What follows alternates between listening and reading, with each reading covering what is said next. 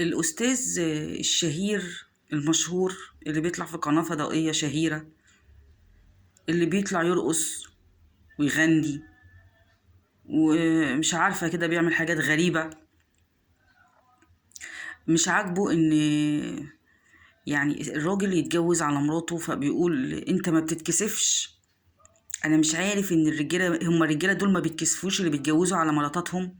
طب وانت بتتكلم ليه بصفتك انك واحده ست يعني ولا ايه؟ انا مش فاهمه. يعني انت فهو بيقول إيه؟ انت ترتكب الحرام، تزني ماشي، تعمل ما حرم الله، اوكي مفيش مشكله اعديها لك، لكن تتجوز على مراتك اياي. اياي ازاي تعمل حاجه زي دي يا مجرم؟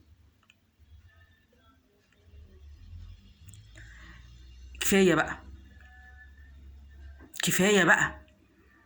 كفوا عن الهرتله ايها الرويبضه. كفوا عن الهرتله. انت بتتكلم ليه يعني بانك انت واحده ست متنكر في ذكر يعني ولا ايه؟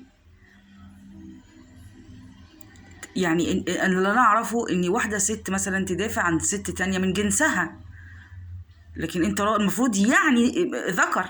مش هقول الكلمه التانية يعني، انت المفروض ذكر. فانت بتتكلم ليه يعني بانك انت زعلان على الستات اللي جوازهم ما بيتكسفوش عشان يتجوزوا؟ ليه يتكسفوا؟ ليه هم عملوا الحرام اللي انت عايزهم يعملوه وتعديه لهم؟ نصبت نفسك اله. طب انت بتعدي الحرام، ربنا ما بيعدهوش. انت بتعدي الحرام لكن ربنا ما بيعدوش، ومش هيعدي لك الكلمه اللي قلتها.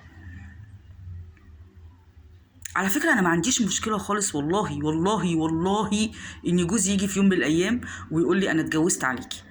طبعا هتضايق، هغضب، هزعل، وارد طبعا، ولكن هو مرتكبش الحرام. مرتكبش الحرام. في النهاية خلاص هرضى بالأمر الواقع، ده أمر ربنا. ما عنديش مشكلة إن بنتي مثلا لما ربنا يكرمها وتتجوز وتيجي في يوم تقول لي ماما أنا جوزي اتجوز عليا، هقول لها يا بنتي ما تغضبيش، ما تحزنيش، جوزك ما عملش الحرام. طبعا الزنا حرام، طبعا يرتكب المحرمات حرام، ويتجوز عليكي مش حرام.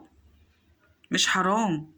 دي ثقافة حطوها في دماغنا عشان غيري على جوزك، ازاي جوزك يتجوز عليكي، دي اهانة، دي ودي، وكبروها وعملوها حكاية ورواية عشان يخربوا بيها البيوت.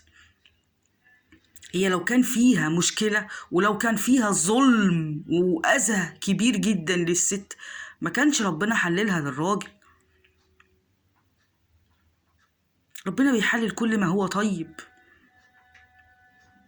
وبيجوا شوية الرويبضة دول يتكلموا على مزاجهم ويتكلموا بالكلام اللي ما يرضيش ربنا.